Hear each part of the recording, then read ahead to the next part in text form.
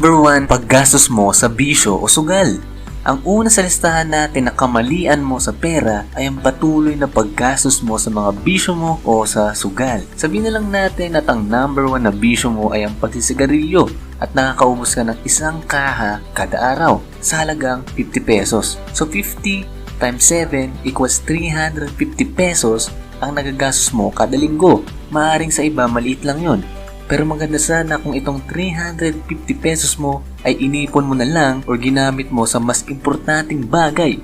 Halimbawa, pinambili mo ng makakain o ginamit mong pambaon para sa anak mo sa loob ng isang linggo o ginamit mo para sa pamasahe at iba pa. So imagine mo na lang yung natipid mo sa loob ng isang taon kung hindi ka nagsisigarilyo. Number 2, sobrang gasto sa pagkain. Sa buhay ng isang tao, importante talaga ang pagkain. Pero ang hindi tama ay yung sobrang paggastos sa pagkain.